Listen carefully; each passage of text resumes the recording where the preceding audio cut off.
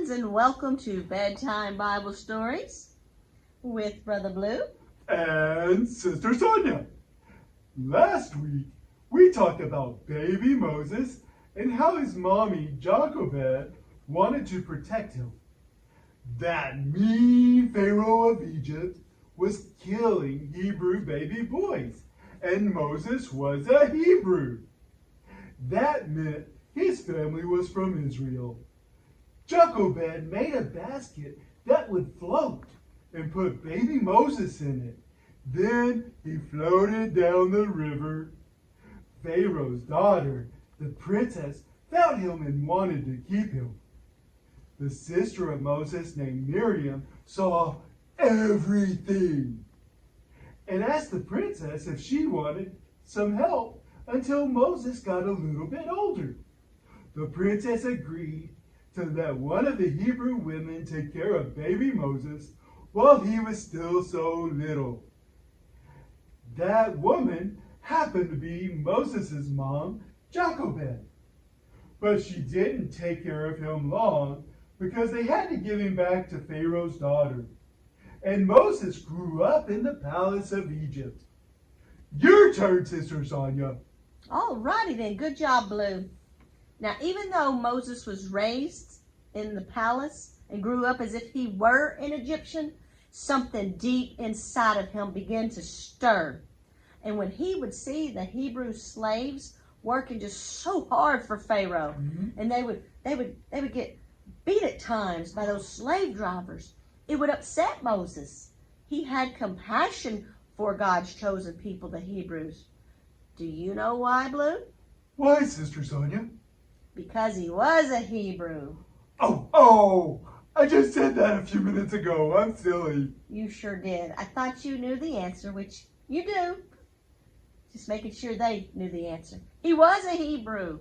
Now let's get on with the story for now. This one's titled The Burning Bush. When Moses grew up, he left the palace. Now, he didn't just leave because, I think I'll go and find me a nicer place to stay, or I'll just vacation over here. There was a reason why he left the palace. I just told you that when he would see those Hebrews getting beat, he would get so upset. One day, Blue, one day, he killed one of the Egyptian slave drivers, tried to kind of hide the evidence, but the word got out and people found out. Oh, my. He had to get out of there. He had to leave or it would be his head, you know? All right, here we go. So when Moses grew up, he left the palace.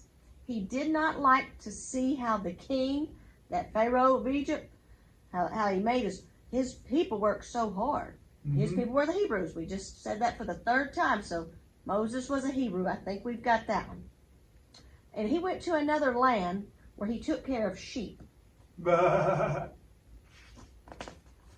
One day, while he was watching the sheep, he saw a bush covered with fire, but it didn't burn up. When he went closer to the bush, God called him, and not on a cell phone, but through the burning bush. God said, "Moses, I want you to go to the king. Tell him to let my people leave Egypt." And Moses, he was afraid.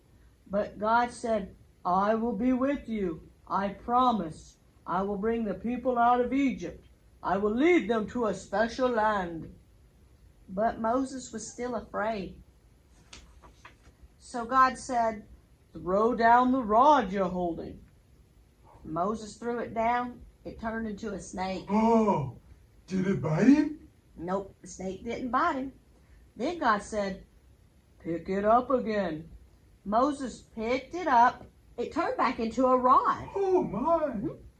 And God said, "I will use signs like this to show the king that I am with you." So Moses went back to Egypt. That old Pharaoh, he go tell him. He told his people that God would take them out of Egypt and he would lead them to a new land. Yep. And that's where our story ends tonight. And I'm just going to go ahead and throw something else in here. Moses didn't go by himself. Oh, yeah? His brother Aaron went with him. Oh. Yep. So that's where we'll stop tonight. We'll pick up next week on Bedtime Bible Stories. We hope everyone out there has a good night. Night, everybody.